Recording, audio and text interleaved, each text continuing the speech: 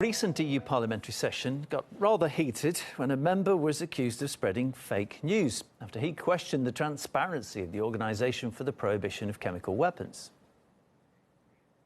Why will you not heed calls from renowned international figures to meet with all the investigators? Are you going to investigate all aspects in a transparent manner? Je vais commencer, moi, par dire ce que j'ai à dire. I'll begin by saying what I feel I have to say after what I have just heard. There is no peace with fake news, and I would like to apologise to the Director General of the OPCW for what he has just heard. I cannot accept that you can call into question the work of an international organisation. Is there no freedom of speech being allowed in the European Parliament anymore? Vous n'avez pas la parole. You don't have the floor, Mr. Wallace. The subcommittee should keep its honour. We got a reaction to that incident from the MP at the receiving end of that fake news charge. Mick Wallace says that it was a convenient way of trying to silence him.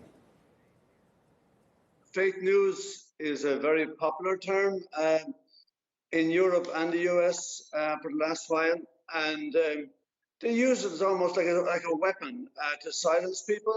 The President said back to me that we should be careful because fake news can start wars too.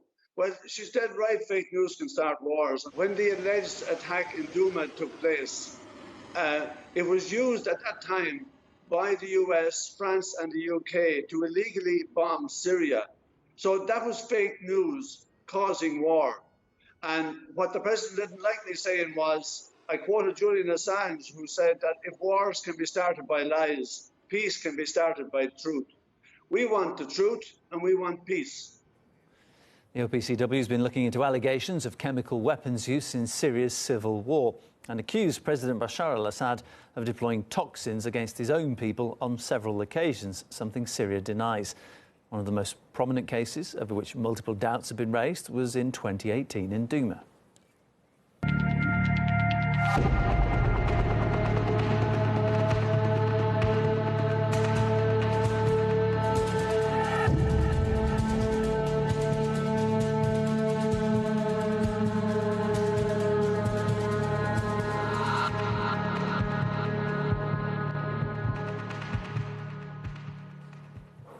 A panel of experts convened in 2019 rejected that the chlorine cylinders used to deliver the toxic gas in Duma had been dropped from the air. Now, this has been a key argument in laying the blame for the attack on the Syrian army.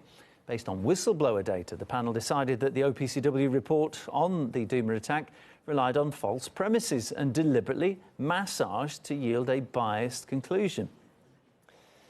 Irish MEP Mick Wallace again thinks if the OPCW had nothing to hide, it wouldn't have turned a blind eye to the whistleblower's revelations about the Duma file.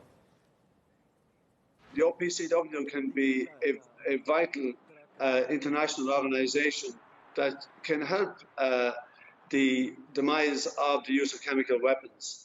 But the OPCW has to have credibility, and right now it looks like the new Director General of the OPCW, Fernando Arias, it looks like that he's a tool of Western imperialism. If Fernando Arias has nothing to hide, and if they have behaved well, and they have handled this whole episode well, they have nothing to fear. No organisation who has nothing to hide and is sure that they're telling the truth would be afraid to have that investigation. And if they refuse to have a transparent investigation into this whole matter, then it actually emphasises their guilt.